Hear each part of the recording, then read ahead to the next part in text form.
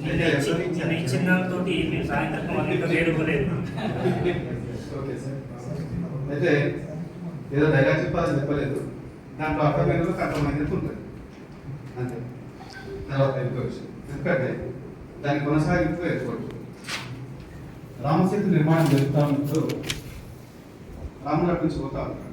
పోయిన సందర్భంలో ఒక 2-3 అడుగులు ముందుకు ఎదుగానే అక్కడ ఉన్నటువంటి గుట్ట చంకుమని ఎగురుతారు. అక్కడ ఎగిరిన తర్వాత రాముడు దాన్ని చూసి, చాలా ఉదాహరణగా వేరే చెప్తున్నాడు, రాముడు దాన్ని చూసి నీకు ఉన్నటువంటి బాధ ఏంటి చెప్పాలి అడుగుతాడు. ఏం చెప్పాలంటే అవుతారు, ఏం చెప్పాలి, అరే చెప్పబ్బా నేనే అడుగుతున్నాను కదా, చెప్పు నీ బాధ ఏంటి అని. నేను ఇంతసేపు వెళుతున్నాను నీకు తెలుసా, తెలియదంటే మీ బాధాల కింద ఉన్నది ఇంతసేపు నేను, మీ బాధలు తీయంగానే నేను ఎగిరినా. అదే నేను అట్లా అంటే మరి చెప్పలేదు ఏంటంటే వాళ్ళ కాలం ఎవరు చెప్పాలి, ఎవరి ద్వారా బాధ అవుతుంది ఎవరు చెప్పాలి, పరిష్కరించడంలో బాధ పెడుతుంది ఇంకెవరు చెప్పాలి.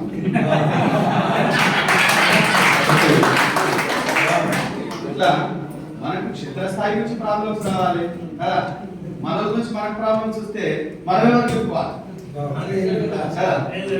కాబట్టి అందుకే మనము సాధ్యమైనంత వరకు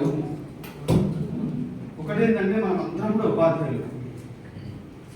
మనం దేనికోసం ప్రశ్నిస్తున్నాము, ఎందుకోసం ప్రశ్నిస్తున్నాము, ఆర్పి అంటే ఇక్కడ ఉన్న సందర్భాన్ని బట్టి చెప్తలేదు, ఇవన్నీ మాట మీకు డిఆర్పి మీరు పోయినప్పుడు యూజ్ అయిపోయిన ఉద్దేశంతో చెప్తున్నాను.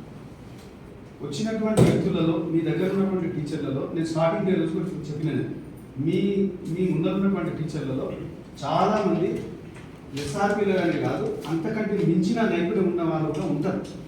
దాన్ని మనం మైండ్లో పెట్టుకోవాలి. మనం రాసిన పీపీటీలలో అక్షర దోషాలు కానీ భావ దోషాలు కానీ వ్యక్తి పరిస్థితుల్లో ఉండదు. తర్వాత నువ్వు రాసిన పీపీటీలో ప్రతి పదంకి నీకు అర్థం తెలుసున్నా.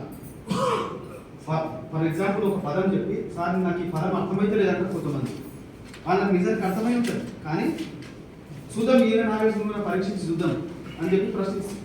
అప్పుడు మనము పక్క వాళ్ళలో ఇంకెవరన్నా సార్ మీరు చెప్పండి, మీరు చెప్తారా సార్ చెప్పండి అంటే అది మంచిగా ఉండదు. ఆ పని మనం ముందే చేసుకొని పెట్టుకోవాలి.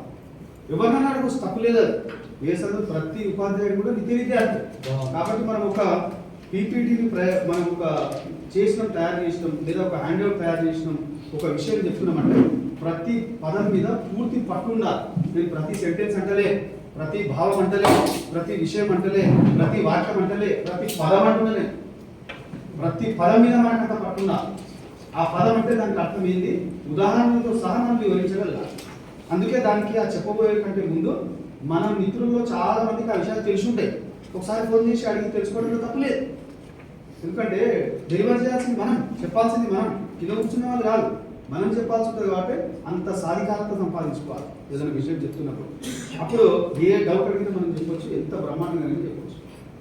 ఇప్పుడు మాకు జూమ్ నడుస్తుంటుంది, జూమ్ నడుస్తున్నప్పుడు అక్కడ ఏదో సైంటిఫిక్ టెక్నాలజీకి సంబంధించి యాప్కు సంబంధించి చెప్తా ఉంటాం.